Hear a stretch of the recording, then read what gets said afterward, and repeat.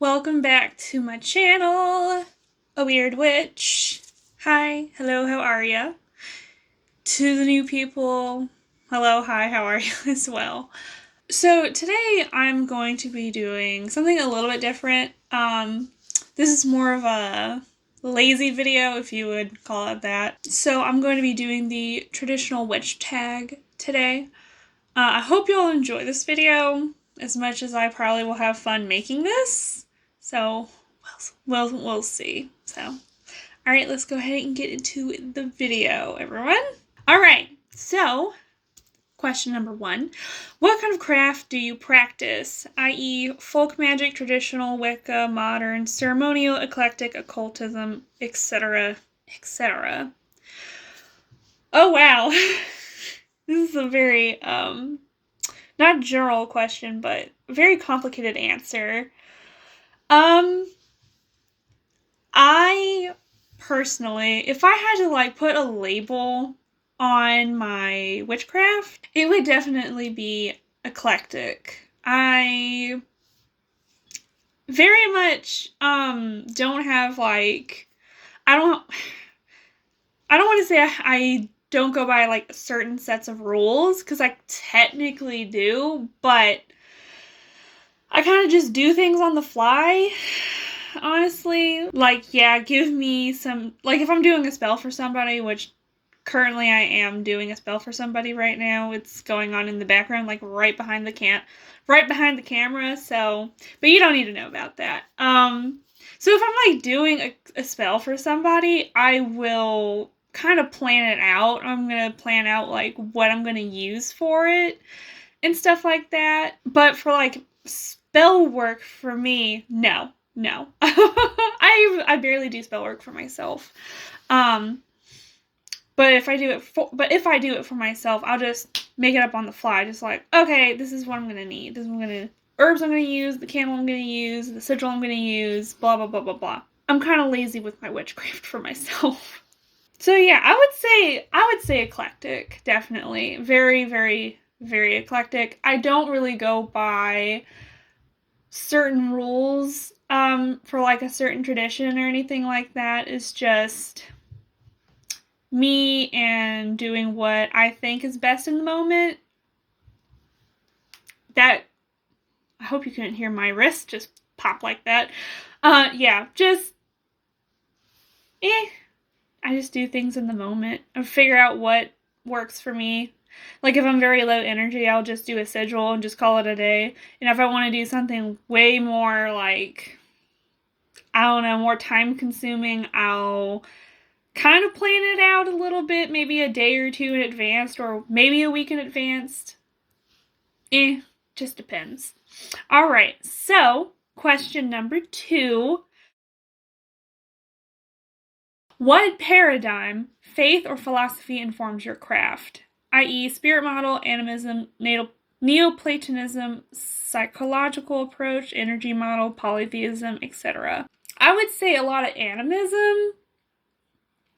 Definitely, as I have grown in my practice, I have definitely started using a lot more animism in my practice, and it has kind of informed of everything as a spirit, everything, not it needs to be told to do something, but it has a spirit, and if you want it to work the way you want it to, you kind of have to tell it, this is the job I want you to do.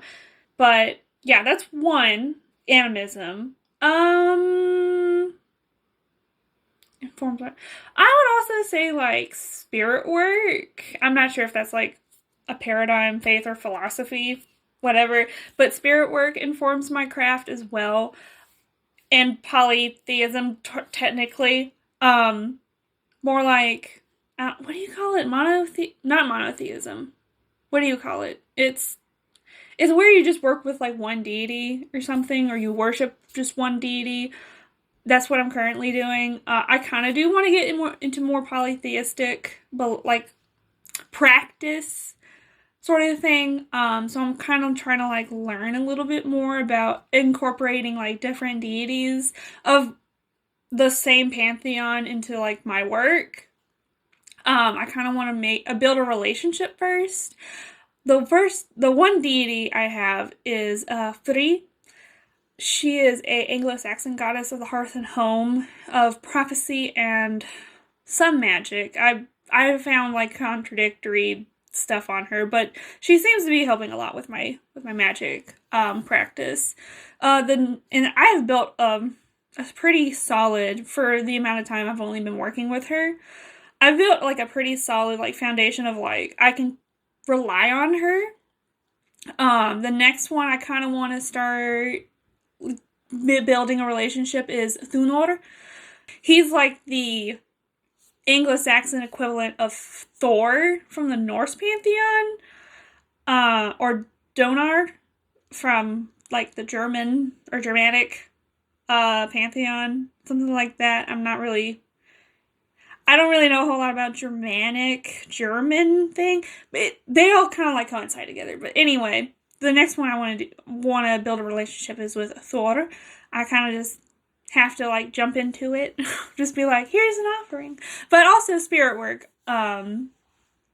definitely informs on my witchcraft, especially ancestors. I definitely have my ancestors help me a little bit with my craft. I'll pray to them, ask them for protection or help with some spell work I have going on or anything like that. A little other thing about spirit work is I'm trying to include my house spirits as well. I've had an altar for them and you can see all these altars except for the Hecate altar. The Hecate altar is no longer a thing because I don't work with her or worship her anymore. That bridge, not like it was burnt, but like we just don't work with each other anymore. But if you want to see the altars I had and still kind of have, I do have a video on altars or shrines, and I'll probably link it in the card or in the description or both. We'll see. It shows you all my different altars, but I do have an altar for technically my house, especially since we first started living here in 2020. So I've been here for like 3 years, currently. But I never really like lit a candle or made an offering to them. But I'm starting to try and do that now just because I want not to be like in good standing with them, but I want their help as well. It is good to have a spiritual court or spirit court behind you. That way, if you're in hot waters, you can get help getting out. So yeah. Anyway, that's a long answer to that. Anyway, let's move on to question number 3.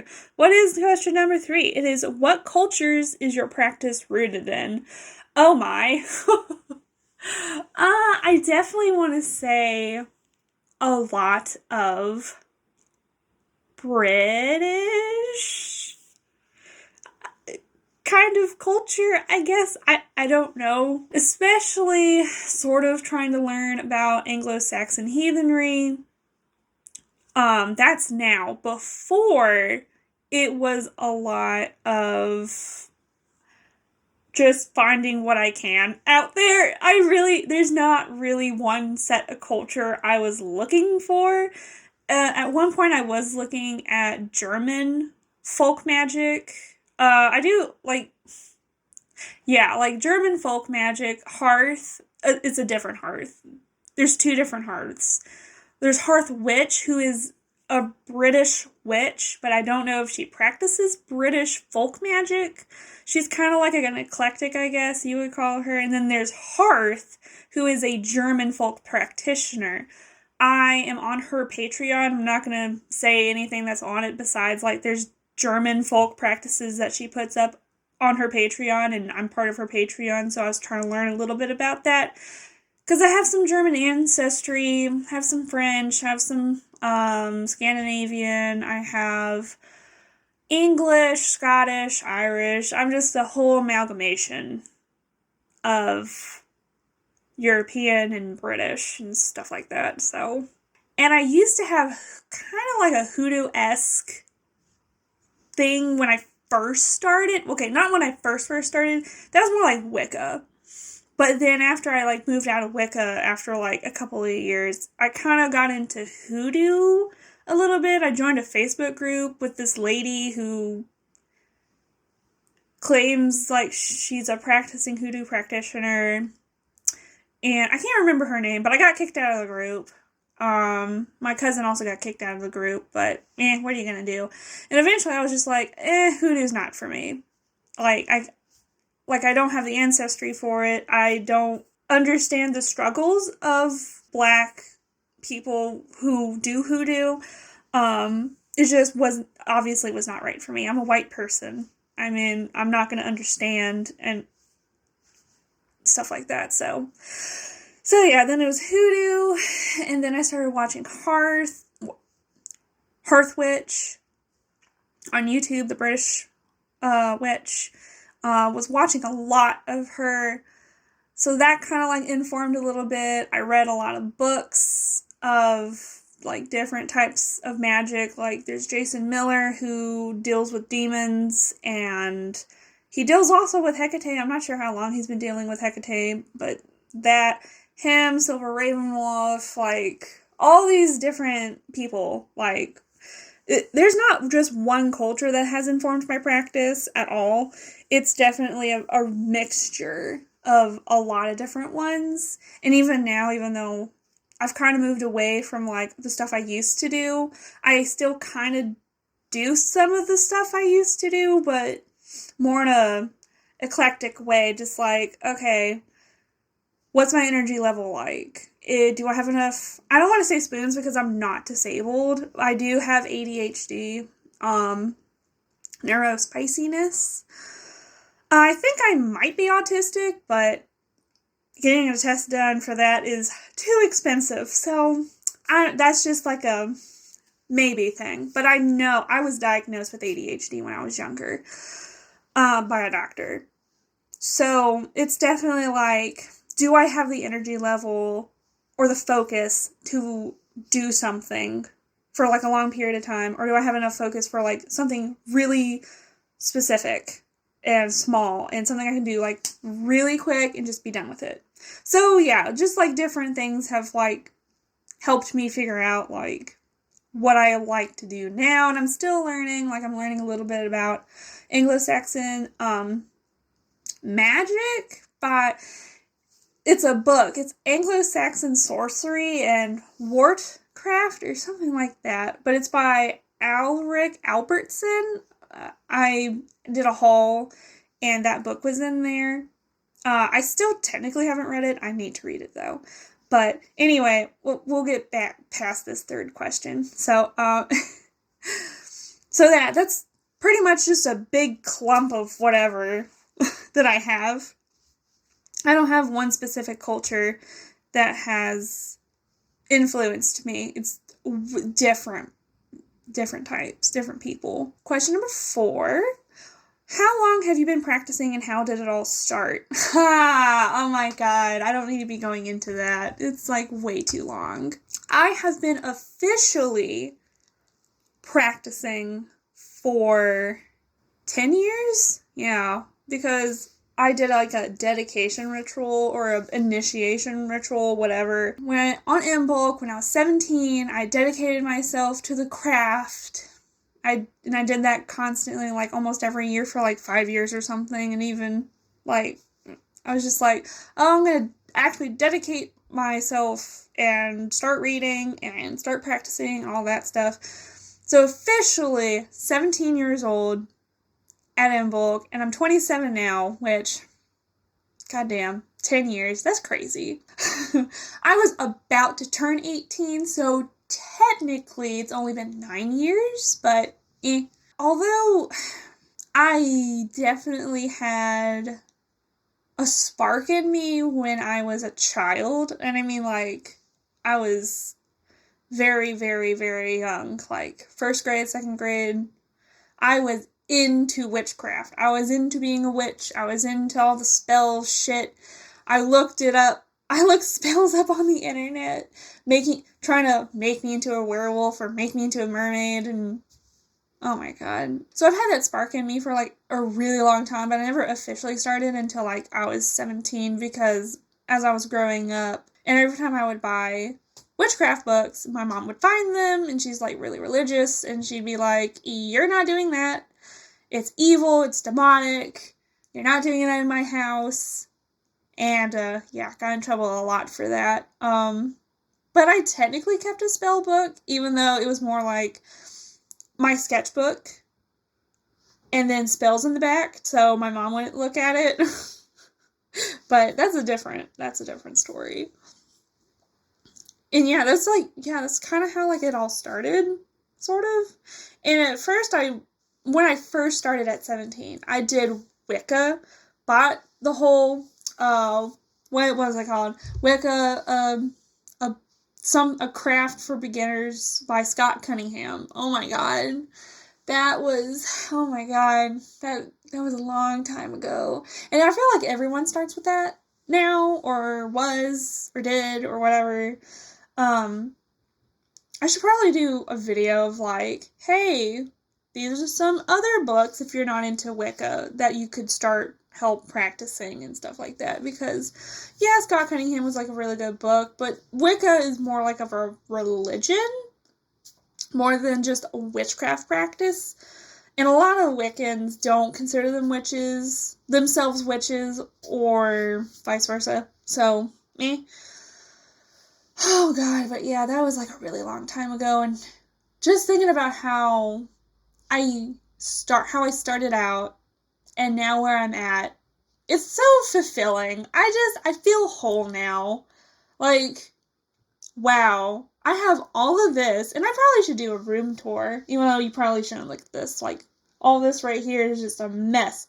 I'll show you around, like, around here, but just to think, like, when I first started, I had nothing. Absolutely nothing. I knew absolutely nothing about witchcraft. Nothing. Absolutely zero. Zilch. And now I have all this stuff, and I have all this knowledge, and I'm learning even more, and it's just awesome. And this is what I want to do. I want to actually help people, like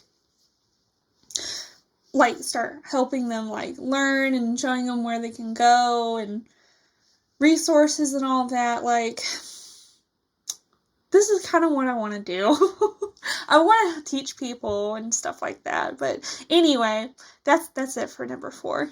So, number 5, what books or resources have you first started with? Oh my god. I just said that. Oh my god. And would you recommend them to others today? Oh my god. Okay, so obviously the first book, the Wicca, whatever, Practicing for Beginners, by Scott Cunningham. Unless you're into Wicca and you want to get into Wicca and stuff like that, I would not suggest that book. Just because, like, it's... And I see a lot of this on Twitter now and I also agree with this, but let me get into it first. A lot of, when we almost all of us started out, it was the Wicca books and stuff like that, being like, male deity, female deity, male side, female side, but there was no amalgamation or no gender or anything like that. So I don't know. I don't know how to explain it. Like, it just felt very limiting, especially now that I do identify as a demi-woman. At one point I did identify as non-binary, so when I was getting into witchcraft and I got the Wicca Scott Cunningham book, it was like, this is kind of weird. Like, there's this, like, all-purpose goddess and all-purpose god, but there's nothing there to, like, be all of it at once or none of it at the same time. It just felt strange to me. But now I identify as a demi-woman, and if no one knows what a demi-woman is, it's basically non-binary type deal, but I still it's like, I kind of still understand that, like, physically I'm a woman, I guess, biologically, but I sometimes don't feel that way. I just feel like a person, like, what am I? But anyway, what's another resource or book I had? There was also the Goodly Spell Book, and I don't remember who the author is, but I really, really liked that book, and I would recommend it for new witches today, or anyone who's interested in, reading it, or anything like that. My only complaint with that book is that, it doesn't tell you where all of the stuff inside of it comes from. Like, at one point, there's like a witch's alphabet, and for the longest time, like, I just thought it was just called the witch's alphabet. And then eventually, later on in my life, I learned it's called the Theban alphabet. And I don't even know where that came from, but now I know it's not really technically the witch's alphabet, it's a Theban alphabet. Never talked about where magical squares came from, like the planetary magical squares. Never said what those came from. The characters, or characteristics, intelligence, character, and like the seal of all the planetary squares, which comes from Agrippa's the 3 books of the occult, or something like that, which I have all 3 in a huge book that I bought, and that was really expensive. But once I finally got that book, I was like, oh, this is where that comes from. Who fucking knew? Because even though the Goodly Spell Book really helped me, figure out a lot of different ways I could do magic, other than just Wicca, it never really told you where it came from. It just was like, here's all this information, do with it what you will, but it just never said, oh, this is where this comes from, that's where that comes from, and this is this other person. Maybe it does now, maybe it's always had a bibliography or something, but I never did. I don't know. I haven't had this book in a really, really long time. I don't even know if I still have it. I don't think I do. I don't know. I don't think I do. But yeah, that book I would recommend. Those are the 2 fundamental books I had at the time. Definitely got in trouble with both of those when I was growing up. So, wonderful. But yeah, I would recommend the Goodly Spell Book. Okay, so question number 6. How has your practice and or paradigm changed over the years, if at all? I just said this. What am I doing? Maybe we'll make the video shorter because I just ramble on. Yeah, it has changed a lot. A lot. Well, maybe not too much, because I still use planetary squares and the planetary hours. I use sometimes I'll use the moon phase and stuff like that. I used to do moon water, and I don't know why I do moon water, because I did make moon water at one point, but I just never knew what to use it for, because I would be on the Facebook witchy groups, and they would all say, all right, let's go make your moon water for the full moon. But then they wouldn't really say what you do with it, and I was always confused, okay, I have this moon water, but now what? I don't know what to use this for. Now I do, obviously, because I've been doing this for a really long time, but in the beginning I didn't understand, what it was for.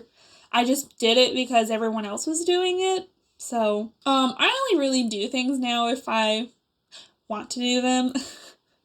And sometimes I'll just get stuff because I like it. Especially my tarot decks. I have a lot, and I don't use them.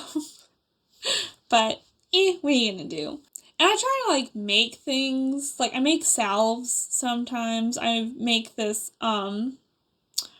what's it called? What did I call it? It's an aching rub salve. It has cayenne pepper, ginger root powder, stuff like that in it.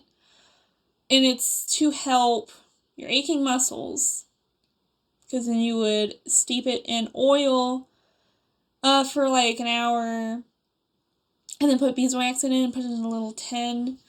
And that's really nice to have, especially when your knees hurt or your lower back hurts. You just rub it on. and it kind of just goes away, and that's, like, really fucking magical if you ask me. But after you, like, either wear gloves before you put it on, or wash your hands after, because you don't want to accidentally touch your eyes, around your nose, mouth, stuff like that, and get it on, because that would hurt. Cayenne and your mucous membranes, not a good combination, just let you know. I guess we're on to number 7, because I kind of already talked about all the other questions. What does your daily/regular practice look like? What do you do on a regular basis? Guys, I don't have a daily practice, nor do I really have a regular practice. I guess, and I know this is a trad witch tag, but definitely for spirit work, which I guess technically, like, for witches, if you do work with spirits, it's technically like a witchcraft practice. For me, it's more like an animist type deal or whatever. I do have somewhat of a regular practice with my ancestors, my deities, and now my house spirits. I have this weird work schedule, and I'm not going to tell y'all what my work schedule is, just so you know, but I have a weird work schedule. So the first day I'm off, I make me coffee every single day when I'm not working. I don't own a electric coffee maker anymore. I do pour overs now. I really like my pour overs. I feel like it definitely brings a very more ritualistic vibe to my day, because I'll wake up, make me coffee first, do that.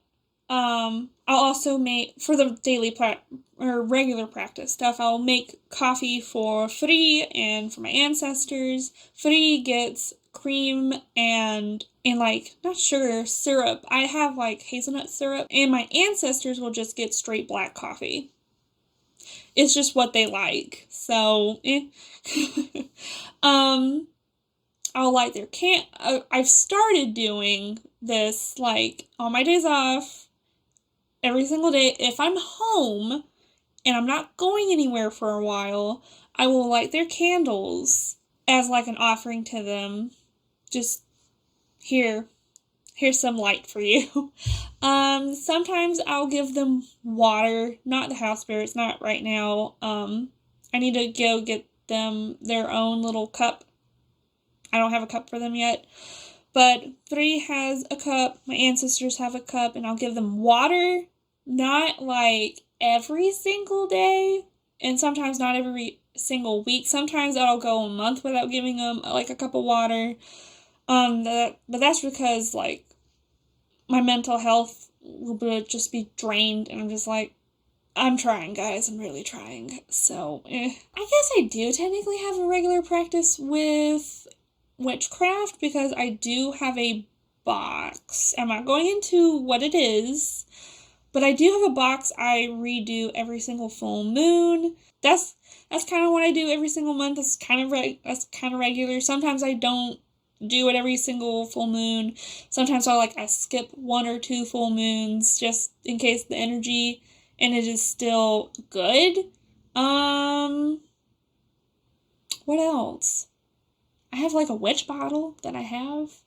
I do it, well, sometimes if I go look at it and the energy is like off, I'll get rid of it and make a new one, but other than that, that's not really regular.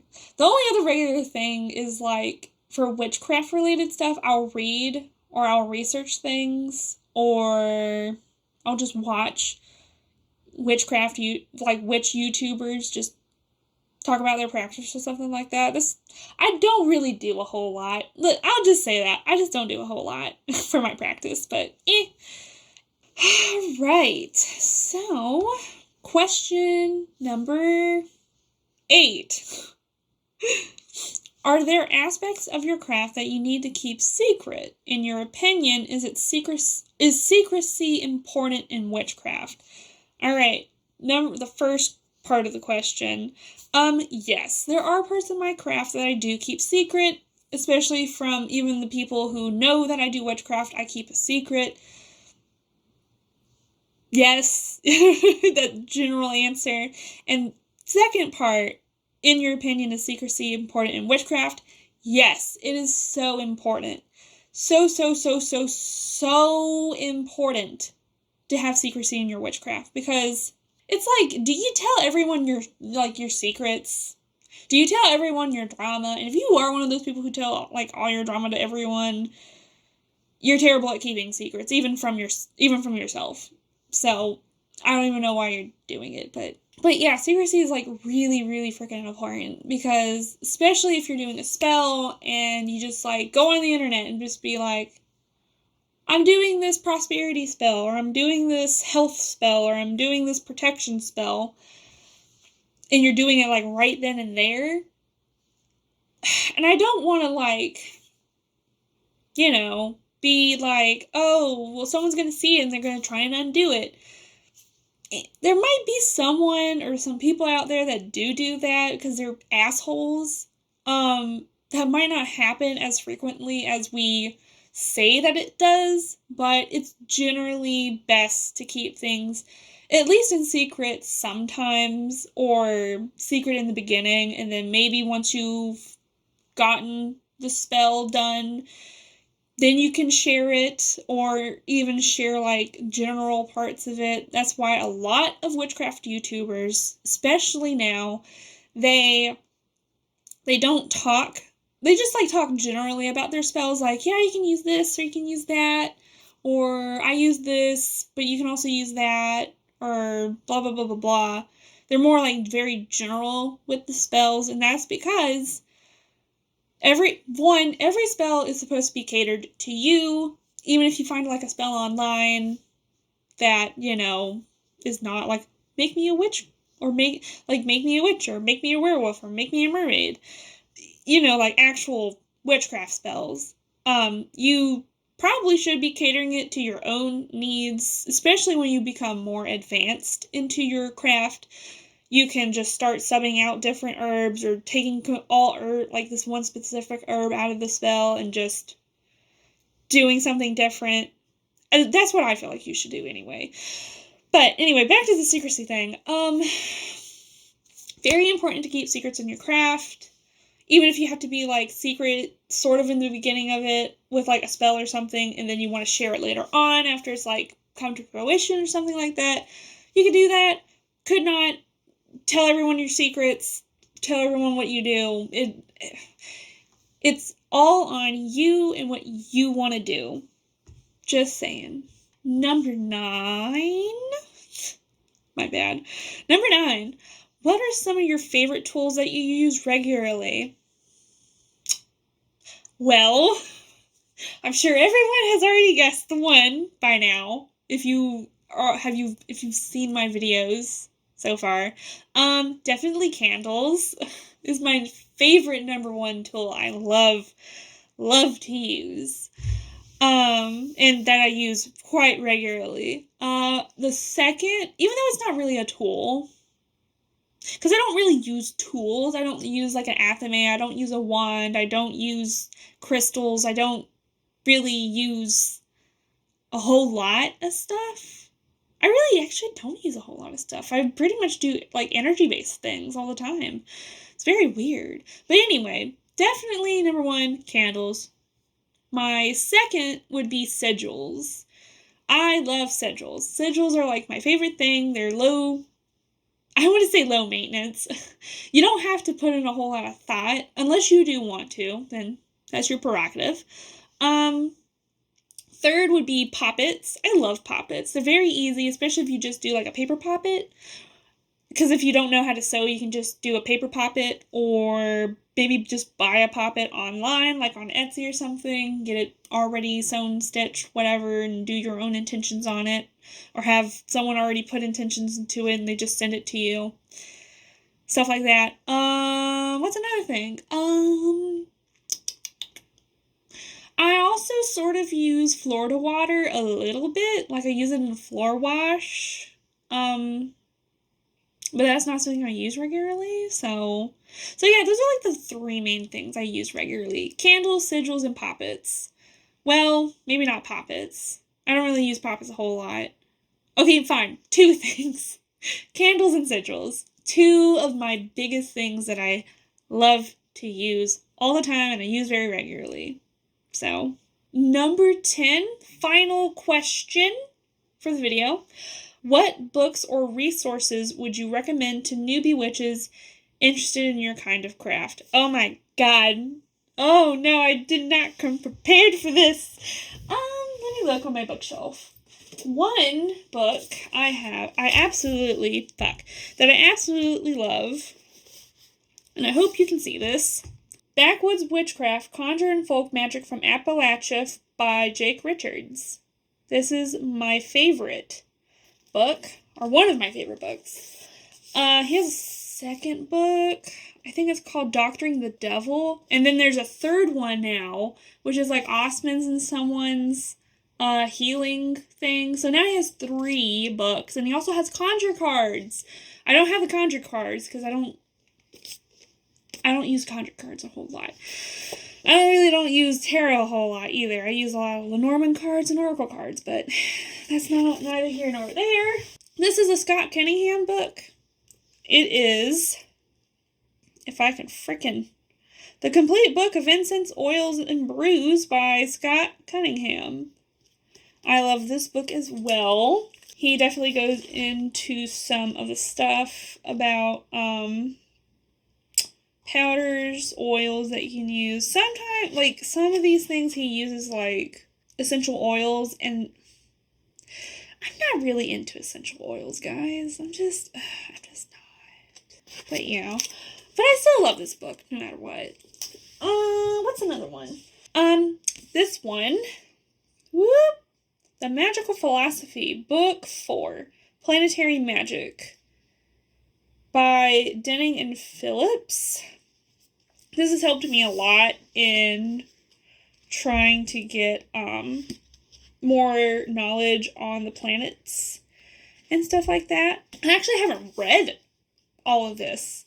I only read it for, like, the planetary stuff, but I probably should, like, look more into this.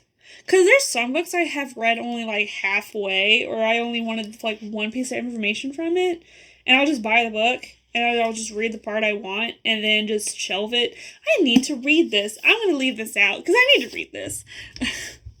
What's another book?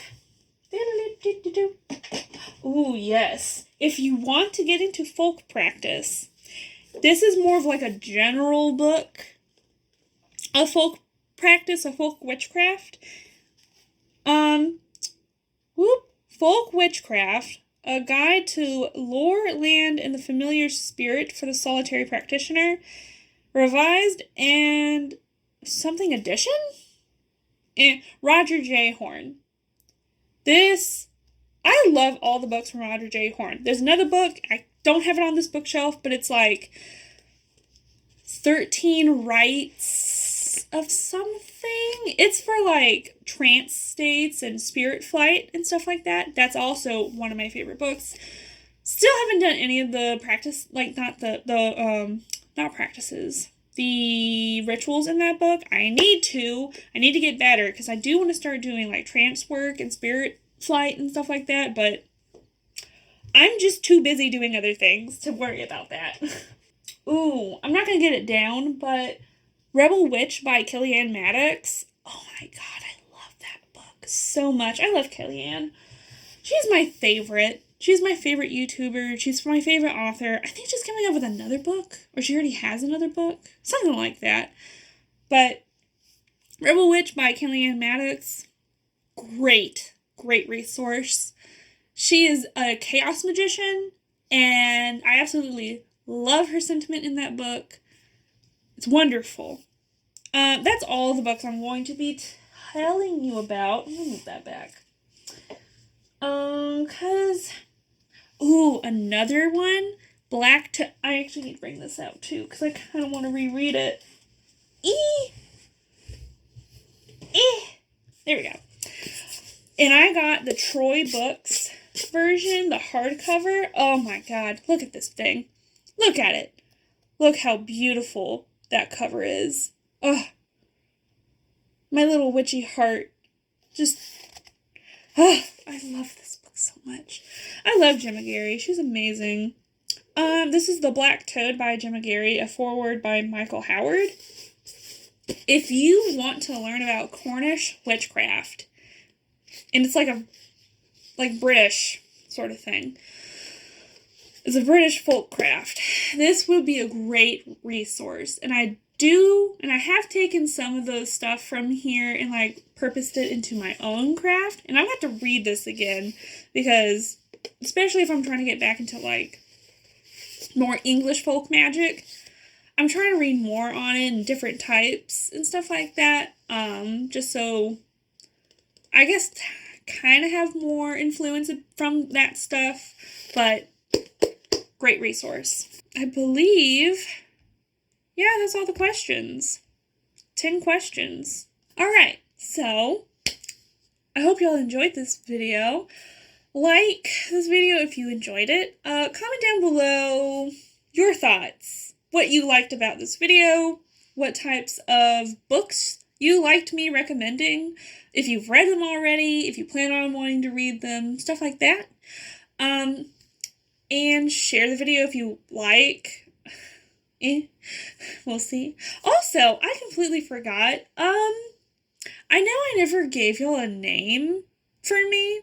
Like, I know I'm a weird witch, but I never gave you, like, a name.